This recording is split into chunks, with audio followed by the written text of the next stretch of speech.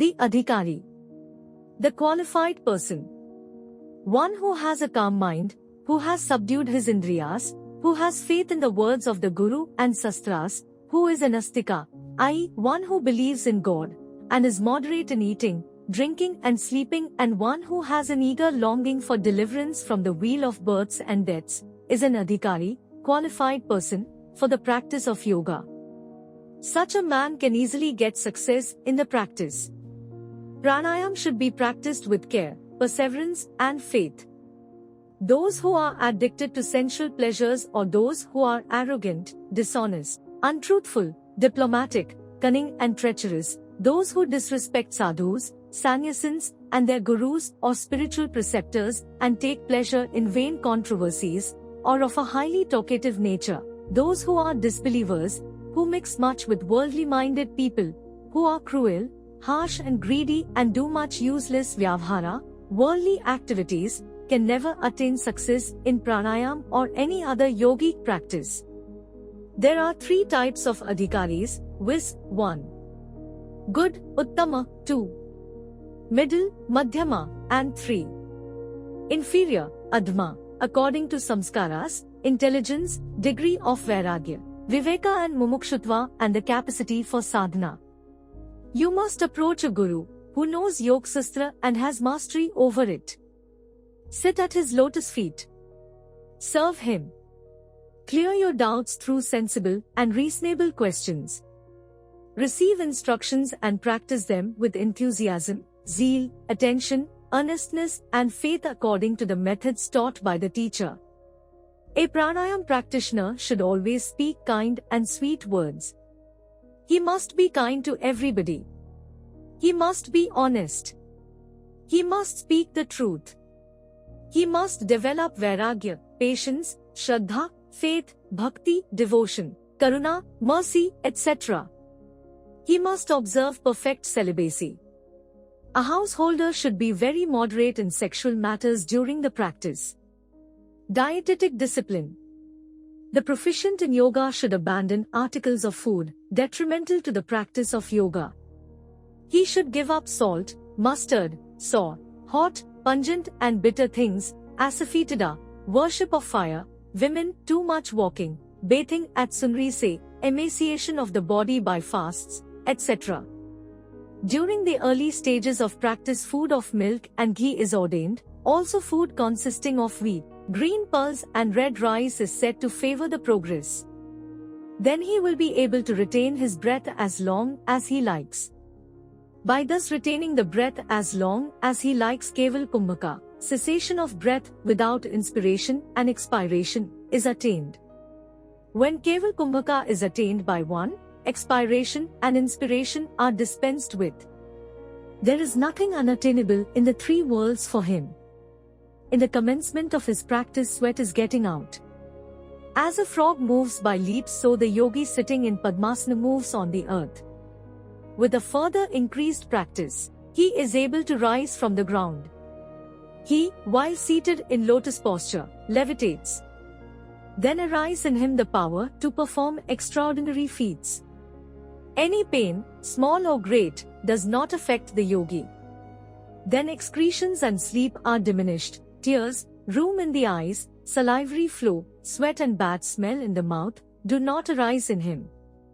With a still further practice, he acquires great strength by which he attains bhuchala siddhi, which enables him to bring under his control all the creatures that tread on this earth. Tigers, sarbhas, elephants, wild bulls and lions even die by a blow given by the palms of this yogi.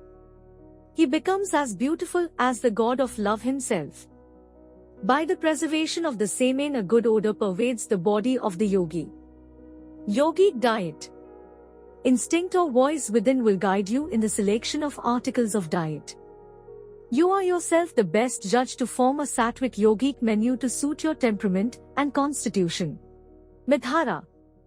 Take wholesome sattvic food half stomachful.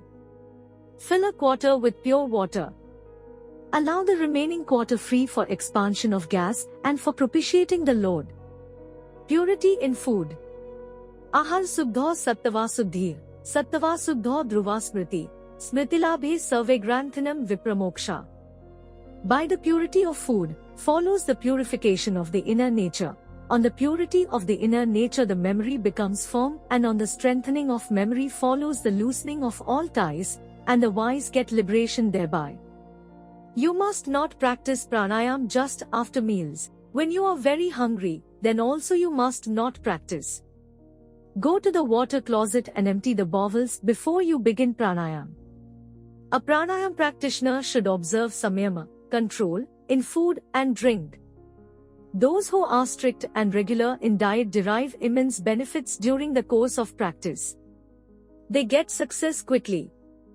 Those persons who suffer from chronic constipation and who are in the habit of defecating in the afternoon can practice pranayam in the early morning without answering the calls of nature. They should try their level best by some means or other to get an evacuation of their bowels in the early morning. Food plays a very important role in yoga sadhana.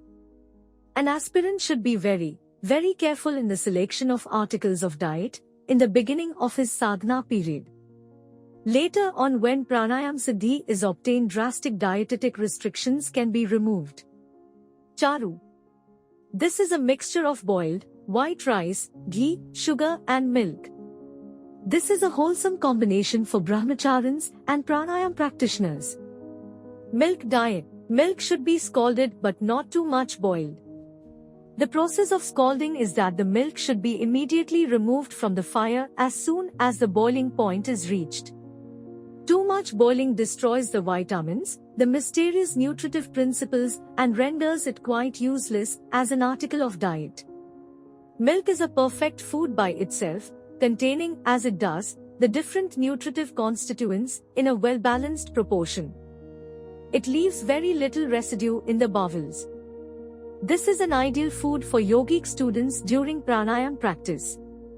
Fruit diet. A fruit diet exercises a benign, soothing influence on the constitution and is a very desirable diet for yogins. This is a natural form of diet. Fruits are very great energy producers. Bananas, grapes, sweet oranges, apples, pomegranates, mangoes, chickus, sapota, and dates are wholesome fruits.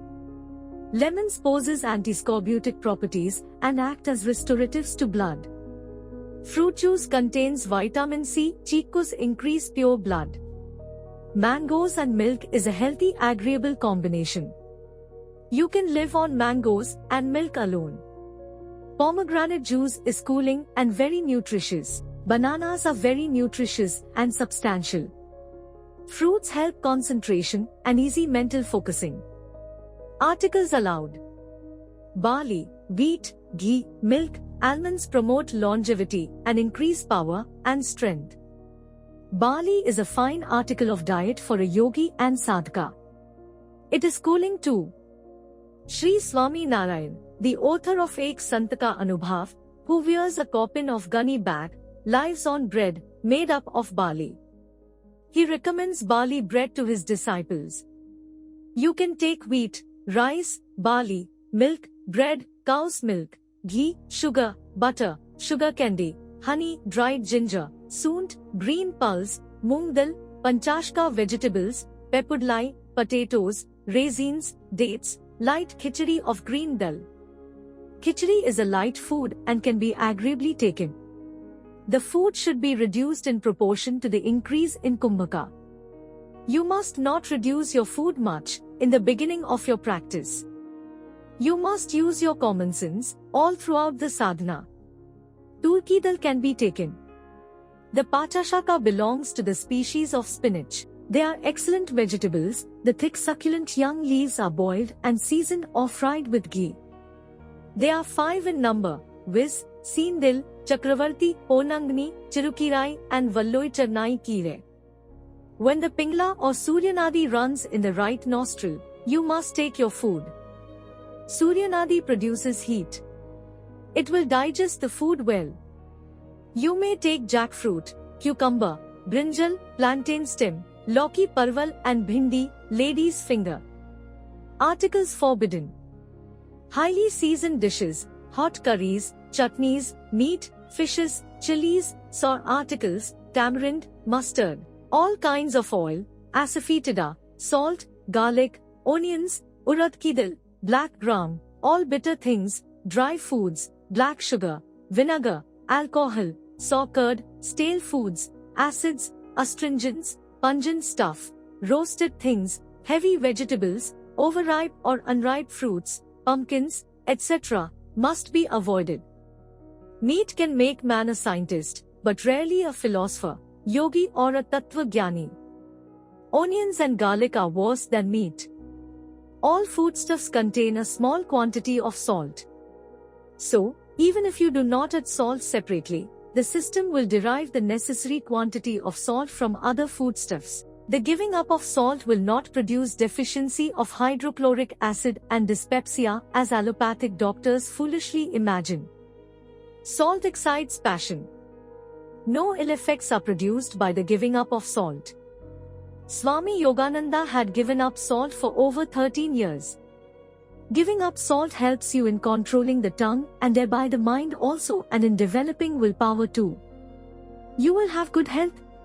Sitting before fire, company of women and worldly-minded people, yatra, long walk, carrying heavy burdens, cold bath in the early morning, harsh words, speaking untruth, dishonest practices, theft, killing animals, himsa of all kinds either in thought, word or deed, hatred and enmity towards any person, fighting, quarreling, pride, double-dealing, intriguing, backbiting, tale-bearing, crookedness, talks other than those of Atman and Moksha, cruelty towards animals and men, too much fasting or eating only once every day, etc., are not allowed for a pranayama